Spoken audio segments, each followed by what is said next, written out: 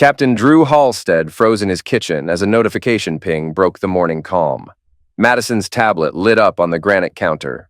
The shower upstairs was still running. She always took 10 minutes with that overpriced coconut shampoo. The message preview glowed. Send another $2,000 or your husband finds out your dirty little secret. Drew's coffee mug hit the counter hard. He'd been gone 3 days on a logistics mission to Nellis, and somehow $5,000 had vanished from their joint account. Coincidence? Just helping Sarah with her rent, Madison had said that morning, not meeting his eyes. Military wives look out for each other.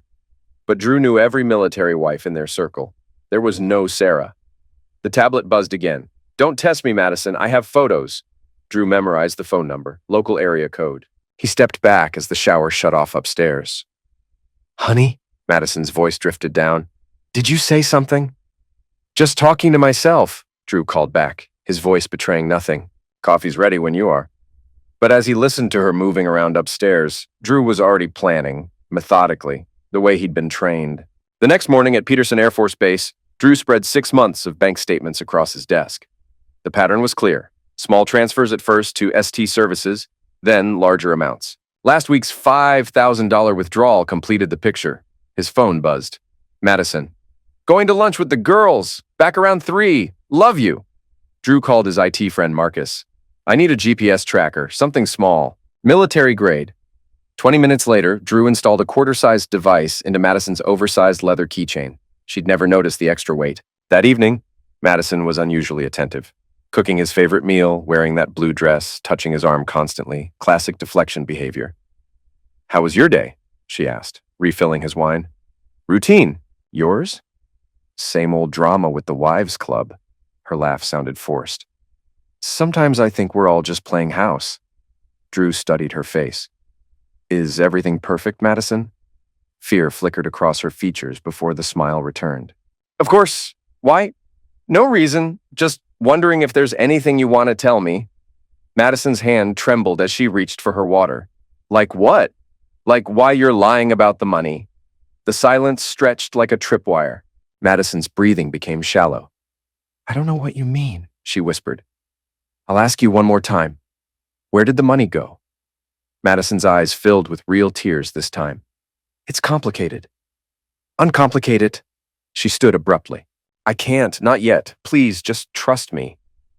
Trust. Something sharp entered Drew's tone. Trust is earned, Madison. Right now, you're bankrupting that account too. She fled upstairs, leaving Drew with tactical calculations. Phase 1 complete. Now came surveillance. The GPS tracker painted a clear picture over the next week. Normal patterns, commissary, nail salon, Starbucks, except Tuesday afternoon. Drew watched the blinking dot move to the Desert Winds Motel and stay for exactly 2 hours and 17 minutes. Thursday, same thing. Friday, Drew took a half day and drove there himself. He parked behind semi-trucks and waited. At 2:47 p.m., Madison's white Camry pulled in, followed by a black Chevy Silverado. Drew recognized the driver, Kyle Tripp, a defense contractor who worked base supply logistics. Married to Serena, about Drew's age, with an easy smile that probably got him out of speeding tickets.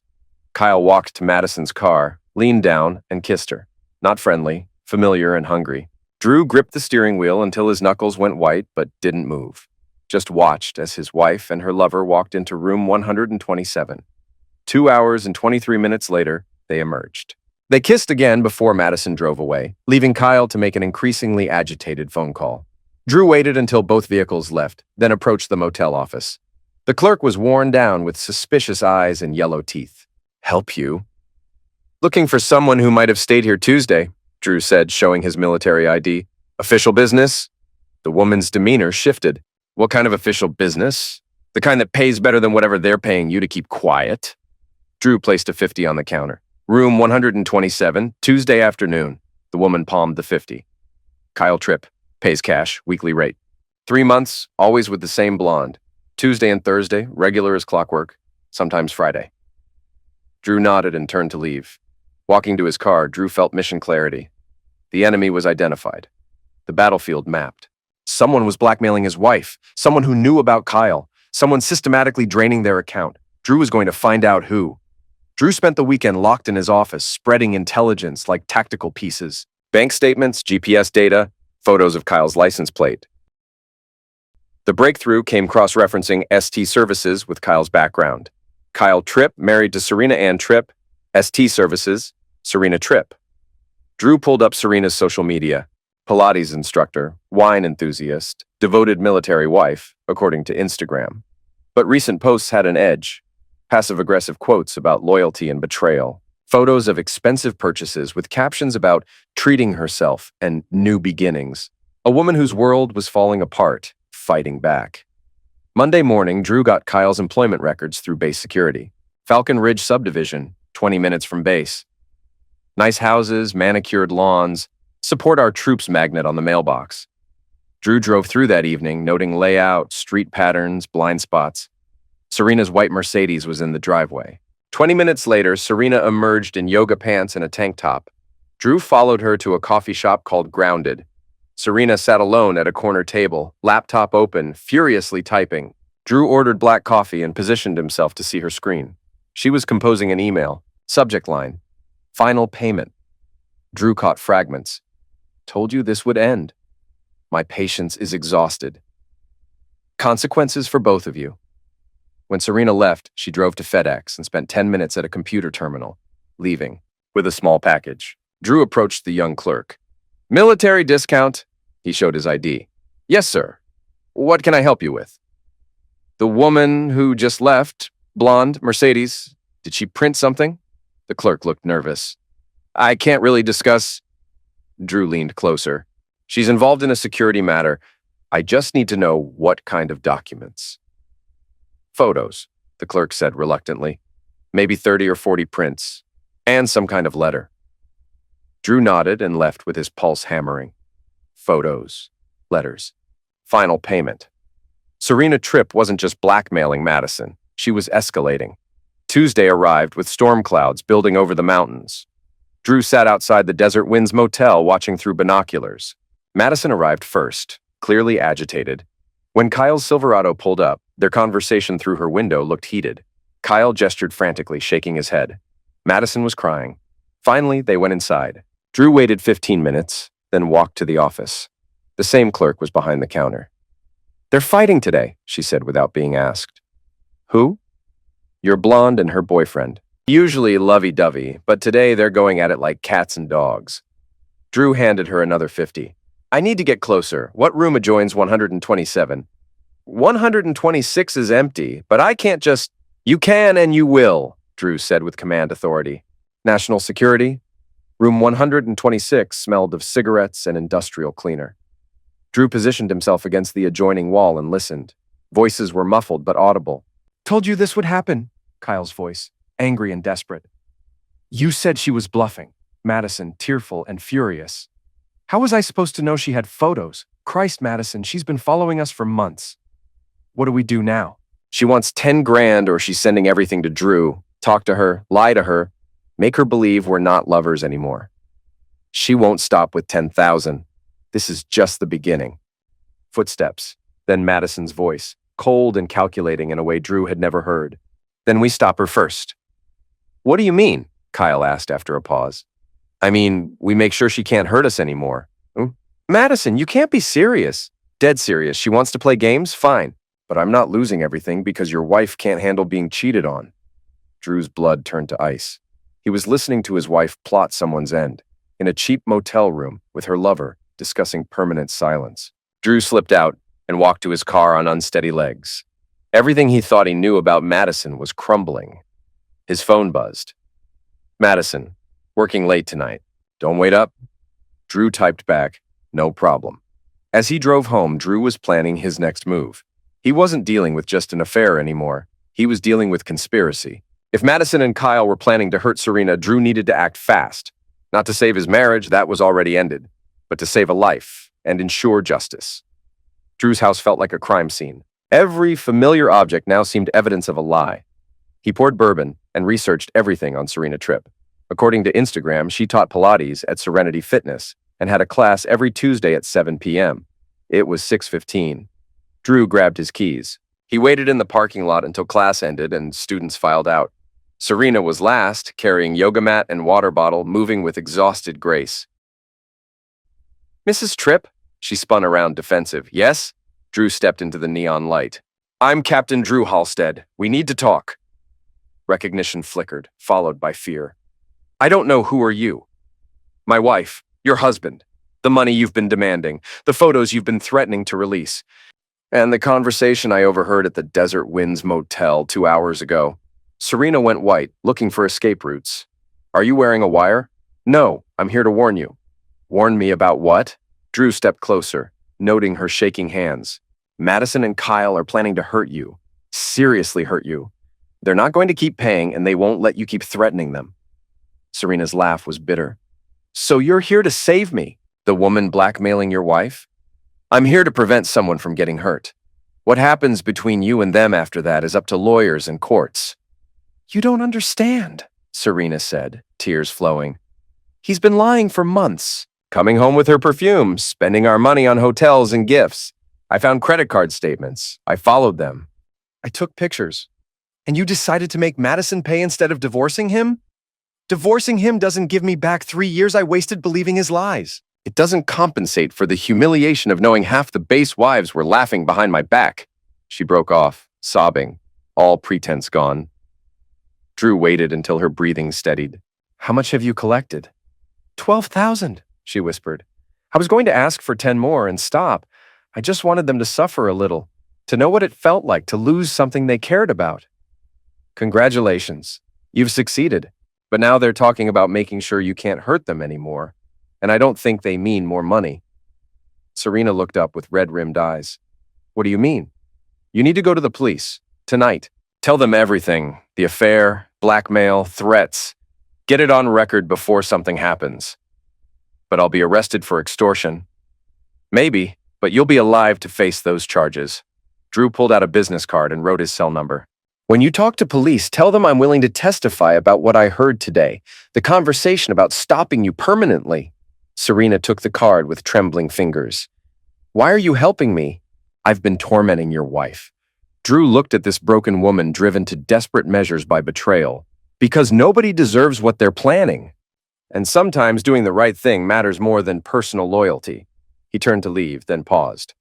Mrs. Tripp, if you don't go to police tonight, I will. And I'll tell them everything I know about all three of you.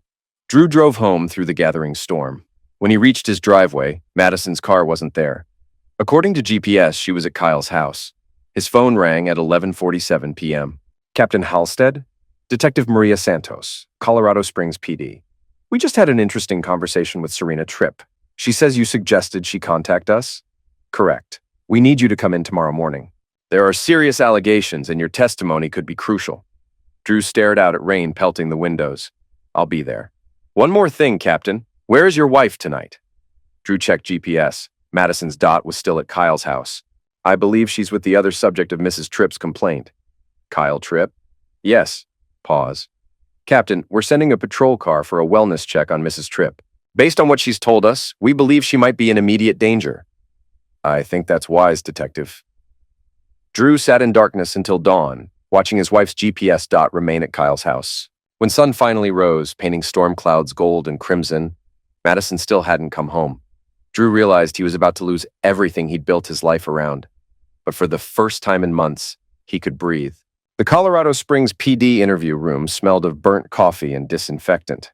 Detective Santos was compact with intelligent eyes and no-nonsense demeanor. From the beginning, Captain Halstead, she said, activating a recorder. When did you first become aware of your wife's affair? Drew recounted everything methodically. Missing money, anonymous messages, surveillance, the motel conversation. Santos took notes, occasionally clarifying, but mostly listening with focused attention. And you believe Mrs. Madison Halstead and Mr. Kyle Tripp were planning to physically harm Mrs. Serena Tripp? Based on the conversation I heard, yes. Madison specifically said they needed to stop her first and wouldn't let Serena destroy her life. Kyle seemed reluctant, but didn't try to talk her out of it. Santos consulted notes. Mrs. Serena Tripp came in last night around 10 p.m. She provided extensive documentation, bank records, photographs, email correspondence, also disturbing text messages from yesterday evening. From Madison? Unknown number, but threatening content. Stop now or face consequences. You've pushed this too far. Some people don't know when to quit. We're tracing the number, but it appears to be a burner phone. Drew felt cold certainty. Where is my wife now? We don't know. Patrol units went to your home and Mr. Tripp's residence early this morning. Neither location showed occupancy. Both vehicles missing. They're running. That's our assessment. We've issued BOLOs for both individuals and vehicles. We also have units protecting Mrs. Tripp. She's agreed to cooperate fully. Santos leaned forward. Final question. Are you willing to testify against your wife if this goes to trial? Drew looked at his wedding ring, then slowly pulled it off and set it on the table. Yes, I'll testify to everything I've seen and heard. Walking out, Drew felt like emerging from an underground bunker. His phone had 17 missed calls and 43 texts from Madison, progressing from desperation to threats. Drew, where are you? We need to talk. Police came to Kyle's house. What did you tell them? I can explain everything. Please call. You don't understand what's really happening. Final message. If you won't listen to reason, you'll have to live with the consequences. Drew forwarded everything to Santos, then drove to base for emergency leave. Colonel Hayes approved without questions. Family emergency? Something like that. I may need to extend, depending on developments. Take care of yourself, Captain. The military takes care of its own. Drew spent the afternoon packing Madison's belongings into boxes. 6 years of shared life reduced to cardboard containers in the garage. At 4:17 p.m., his doorbell rang. Through the peephole, Drew saw two people he didn't recognize. A tall man in an expensive suit and a woman with silver hair in a severe bun. Federal agents. Captain Halstead, Agent Rebecca Martinez, FBI. This is Agent David Chen. We'd like to speak about Kyle Tripp. Drew opened the door. FBI? I thought this was local. Mr. Tripp holds security clearance and works classified defense contracts, Martinez explained. His situation has raised concerns about potential security violations.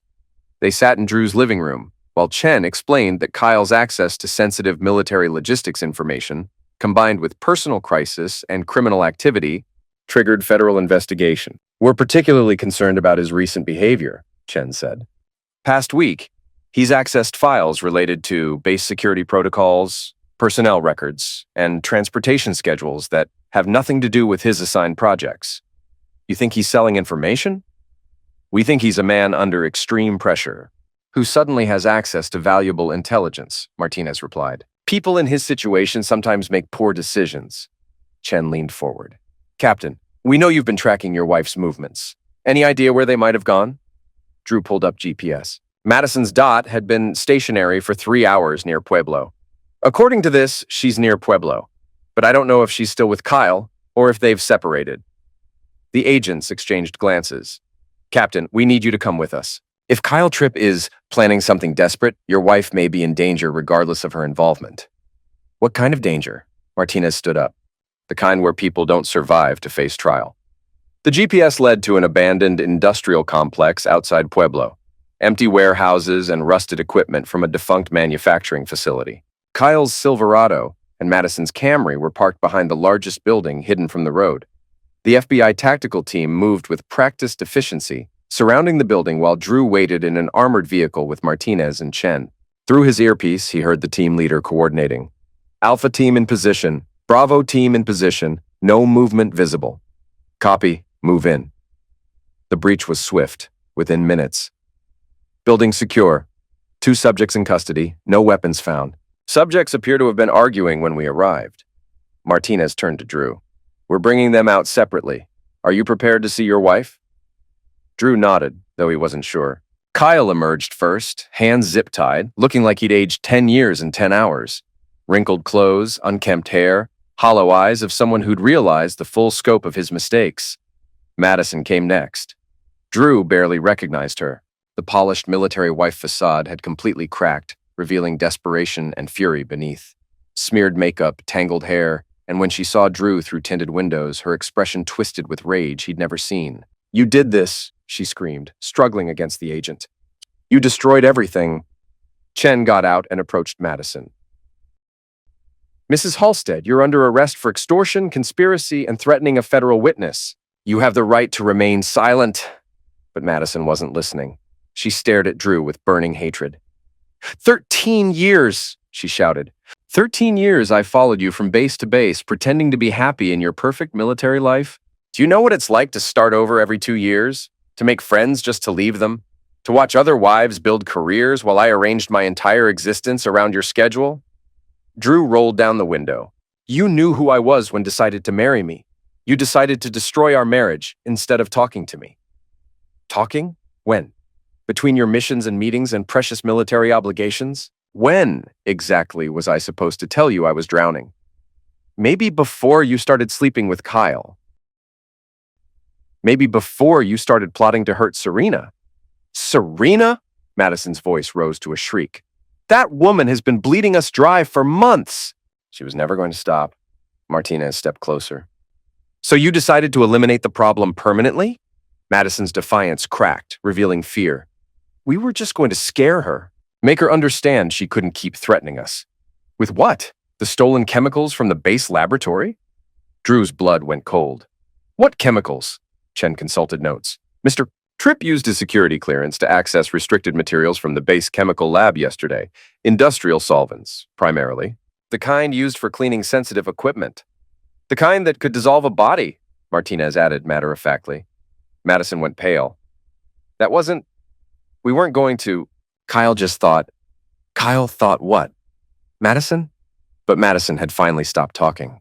The fight went out of her all at once, leaving her looking small and broken. Kyle, meanwhile, was in a separate vehicle, talking rapidly to agents, hands gesturing frantically despite zip ties, body language of a man trying to make a deal. Martinez returned. Mr. Tripp is claiming the whole thing was your wife's idea. Says she threatened to leave him if he didn't help her solve the Serena problem. He's offering to testify against her for a reduced sentence. Drew watched his wife being loaded into a federal transport, head bowed, shoulders shaking. 6 years of marriage, shared dreams, and quiet moments and future plans reduced to this criminal conspiracy that destroyed everything they'd built. What happens now? Now they face federal charges. Conspiracy to commit harm against a federal witness, theft of government property, extortion, and depending on what we find in communications, possibly conspiracy to commit murder. Drew closed his eyes. And Serena? She'll face charges for extortion, but likely get a plea deal for her testimony. Her lawyer is already working with prosecutors. As the convoy disappeared down the dusty road carrying Madison and Kyle toward justice, Drew sat alone in the abandoned parking lot, trying to figure out how to rebuild from betrayal's ashes. His phone buzzed. Colonel Hayes. Heard about the arrests. Take all the time you need. Your job will be here when you're ready. Drew typed back. Thank you. I'll be back soon. But driving home through Colorado twilight, Drew wasn't sure he'd ever really be ready for anything again. Epilogue. 6 months later, Drew stood in federal district court in dress blues, watching Judge Patricia Hendricks sentence his ex-wife to 25 years in federal prison. Madison, in orange jumpsuit and shackles, had aged dramatically. Blonde hair grown out showing gray roots, face hollow with someone who'd grasped the magnitude of their choices. Mrs. Halstead, Judge Hendricks said, voice carrying absolute authority. You have been found guilty of conspiracy to commit violence against a federal witness, extortion, accessory to theft of government property, and conspiracy to commit murder. Your actions represent not just betrayal of marriage vows, but fundamental violation of trust placed in military families. Kyle had received 15 years after cooperating fully. His testimony painted Madison as the architect of escalating threats against Serena, though he admitted to stealing chemicals and helping plan what they called Serena's final lesson. Serena served 4 months minimum security and received 2 years. Probation for extortion. She'd moved to Arizona after her divorce, opening a new Pilates studio. She'd sent Drew a single postcard. Thank you for saving my life. I hope you find peace. Drew kept the postcard in his desk drawer, next to divorce papers and final court documents. Sometimes late at night, when the house felt too quiet and memories too heavy, he would read those words again. What wasn't questionable was that Drew had saved his own integrity. In the military, integrity wasn't just a value. It was the foundation everything else was built on. Colonel Hayes had been true to her word. Drew's position waited when he returned from emergency leave. If fellow officers knew details of his personal crisis, they were professional enough not to discuss it in his presence. The Air Force took care of its own, but expected its own to maintain standards. Drew had maintained his standards, even when it cost him everything.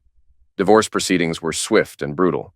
Madison, facing 25 years, had no leverage for property settlements or spousal support. Drew kept the house, cars, and what remained after legal fees. Her last communication was a letter through her attorney. I hope you're happy with what you've done to us." Drew never replied. Now, standing in his empty house, truly empty, with Madison's belongings long gone, Drew contemplated orders received that morning. Ramstein Air Base in Germany. Promotion to major, fresh start. Chance to rebuild his career without shadows following him. He walked through each room one final time, remembering good moments despite everything after. Madison bringing coffee in bed Sunday mornings. Painting the kitchen that first weekend. Those memories weren't lies, even if everything else had been. Real moments in a real relationship that had somehow transformed into something unrecognizable. His phone rang. Detective Santos. "Captain Halstead, update. Madison's appeal was denied this morning. The sentence stands." "I see." Drew felt nothing. "There's something else. She asked her attorney to pass along a message." Drew waited. "She says she's sorry for all of it." Drew was quiet. "Thanks." After hanging up, Drew finished his walkthrough and locked the front door. His household goods had shipped to Germany. His car was sold. Tomorrow, he would fly to his new assignment, his new life, his new chance to build something genuine.